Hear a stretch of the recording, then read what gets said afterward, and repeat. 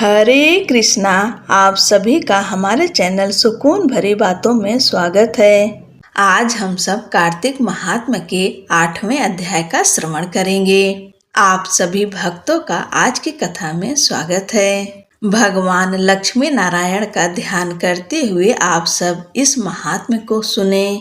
नारद जी बोले, अब मैं कार्तिक व्रत के उद्यापन का वर्णन करता हूँ, जो सब पापों का नाश करने वाला है। व्रत का पालन करने वाला मनुष्य कार्तिक शुक्ला चतुर्दशी को व्रत की पूर्ति और भगवान विष्णु की प्रीति के लिए उद्यापन करें। तुलसी के ऊपर एक सुंदर मंडप बनवाएं। उसे केले के खंभों से संयुक्त करके नाना प्रकार की धातुओं से उसकी विचित्र शोभा बढ़ावें। मंडप के चारों ओर दीपकों की श्रेणी सुंदर ढंग से सजाकर रखें। उस मंडप में सुंदर बंधनवारों से सुशोभित 4 दरवाजे बनवाएं और उन्हें फूलों से तथा चमर से सुसज्जित करें। द्वारों पर पृथक पृथक मिट्टी के द्वारपाल बनाकर उनकी पूजा करें। उनके नाम इस प्रकार हैं: जय, विजय, चंड, प्रचंड, नंद, सुनंद, कुमुद और कुमुदाक्ष। उन्हें चारों दरवाजों पर 2-2 के क्रम में स्थापित कर भक्ति पूर्वक पूजन करें। तुलसी की जड़ के समीप 4 रंगों से सुशोभित सर्वतोभद्र मंडल बनावें और उसके ऊपर पूर्ण पत्र तथा पंचरत्न से संयुक्त कलश की स्थापना करें। कलश के ऊपर शंख, चक्र, गदाधारी भगवान विष्णु का पूजन करें। भक्ति पूर्वक उस तिथि में उपवास करें तथा रात्रि में गीत, वाद्य, कीर्तन आदि मंगलमय आयोजनों के साथ जागरण करें। जो भगवान विष्णु के लिए जागरण करते समय भक्ति पूर्वक भगवत संबंधी पदों का गान करते हैं, वे सैकड़ों जन्मों की पाप राशि से मुक्त हो जाते हैं।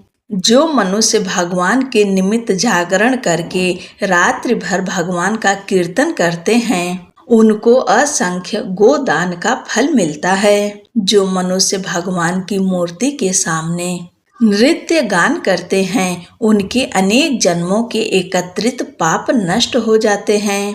जो भगवान के सम्मुख बैठकर कीर्तन करते हैं और बंसरी बजाकर भगवत भक्तों को प्रसन्न करते हैं तथा भक्ति से रात्रि भर जागरण करते हैं, उन्हें करोड़ों तीर्थ करने का फल मिलता है। उसके बाद पूर्णमासी में एक सपत्नीक ब्राह्मण को निमंत्रित करें। प्रातःकाल स्नान और देव पूजन करके वेदी पर अग्नि की स्थापना करें और भगवान की प्रीति के लिए तिल और खीर की आहुति दें। होम की शेष विधि पूरी करके भक्ति पूर्वक ब्राह्मणों का पूजन करें और उन्हें यथाशक्ति दक्षिणा दें। फिर उनसे इस प्रकार क्षमा प्रार्थना करें: आप सब लोगों की अनुकंपा से मुझ पर भगवान सदैव प्रसन्न रहें। इस व्रत को करने से मेरे 7 जन्मों के किए हुए पाप नष्ट हो जाएं और मेरी संतान चिरंजीवी हो। इस पूजा के द्वारा मेरी सभी मनोकामनाएं पूर्ण हो। मेरी मृत्यु के पश्चात मुझे अतिशय दुर्लभ विष्णु लोक की प्राप्ति हो। पूजा की समस्त वस्तुओं के साथ गाय भी गुरु को दान में दें। उसके पश्चात घर वालों और मित्रों के साथ स्वयं भोजन करें। भगवान द्वादशी तिथि को शयन से उठें, त्रयोदशी को देवताओं से मिले और चतुर्दशी को सबने उनका दर्शन एवं पूजन किया। इसलिए उस तिथि में भगवान की पूजा करनी चाहिए। गुरु की आज्ञा से भगवान विष्णु की सुवर्णमयी प्रतिमा का पूजन करें। इस पूर्णिमा को पुष्कर तीर्थ की यात्रा श्रेष्ठ मानी गई है। कार्तिक माह में इस विधि का पालन करना चाहिए। जो इस प्रकार कार्तिक के व्रत का पालन करते हैं, वे धन्य और पूजनीय हैं। उन्हें उत्तम फल की प्राप्ति होती है। जो भगवान विष्णु की भक्ति में तत्पर हो, कार्तिक में व्रत का पालन करते हैं, उनके शरीर में स्थित सभी पाप तत्काल नष्ट हो जाते हैं। जो श्रद्धा पूर्वक कार्तिक के उद्यापन का महात्म्य सुनता है या सुनाता है, वह भगवान विष्णु का सायुज्य प्राप्त करता है। 8वां अध्याय पूर्ण हुआ। अब अगले की कथा अगले के वीडियो में हम सब सुनेंगे। तब तक के लिए जय श्री कृष्णा। श्री तुलसी चालीसा। श्री तुलसी महारानी करो विनय सिर नाय, जो मम हो संकट विकट दीजे मात नसाए। नमो नमो तुलसी महारानी, महिमा अमित न जाय बखानी। दियो विष्णु तुमको सन्माना, जग में छायो सुयस महाना। विष्णु प्रिया जय जयति भवानी, तिहु लोक की हो सुख खानी। भगवत पूजा कर जो कोई, बिना तुम्हारे सफल न होई। जिन घर तब नहीं होए निवासा, उस पर करहि विष्णु नहीं बासा। करे सदा जो तब निति सुमिरन, तेहि के काज होए सब पूरन। कार्तिक मास महात्म तुम्हारा, ताको जानत सब संसारा। तब पूजन जो करे कुमारी, पावे सुंदर वर सुकुमारी। कर जो पूजा नित प्रति नारी, सुख संपत्ति से होय सुखारी। वृद्धा नारी करें जो पूजन, मिले भक्ति होवे पुलकित मन। श्रद्धा से पूजे जो कोई, भवनिधि से तर जावे सोई। कथा भागवत यज्ञ करावे, तुम बिन नहीं सफलता पावे।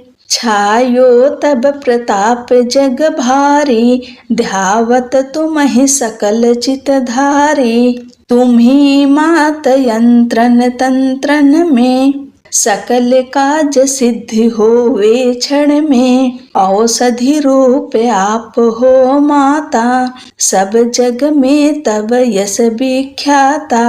देव ऋषि मुनि और तपधारी, करत सदा तब जय जयकारी। वेद पुराणन तब यश गाया, महिमा अगम पार नहीं पाया। नमो नमो जय जय सुख कारणी, नमो नमो जय दुख निवारणी। नमो नमो सुख संपत्ति देनी, नमो नमो अघ काटन छेनी। नमो नमो भक्तन दुख हरणी, नमो नमो दुष्टन मद छेनी। नमो नमो भव पार उतारणी, नमो नमो परलोक सुधारणी। नमो नमो निज भक्त उबारणी, नमो नमो जन काज सवारणी। नमो नमो जय कुमति नसामनी, नमो नमो सब सुख उपजामनी। जयति जयति जय तुलसी माई, ध्याऊं तुमको शीस नवाई। निज जन जानि मोहि अपनाओ, बिगड़े कारज आप बनाओ। करूं विनय मैं मात तुम्हारी, पूर्ण आशा करहूं हमारी। चरण शरण कर जोरि मनाऊं, निस दिन तेरे ही गुण गाऊं। करहूं मात यह अब मोह पर दया, निर्मल होय सकल मम काया। मांगू मात यह बर दीजे, सकल मनोरथ पूर्ण कीजे। जानू नहीं कुछ नेम चारा, क्षमहु मात अपराध हमारा। 12 मास करे जो पूजा, तासम जग में और न दूजा। प्रथम ही गंगा जल मंगवावे, फिर सुंदर स्नान करावे। चंदन अक्षत पुष्प चढ़ावे, धूप दीप नैवेद्य लगावे।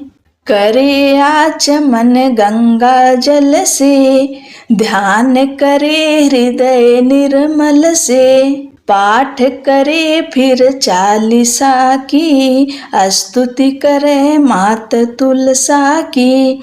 यह विधि पूजा करे हमेशा, ताकि तन नहीं रहे क्लेशा। करे मास कार्तिक का साधन, सोवे नित पवित्र सिद्ध हुई जाहि।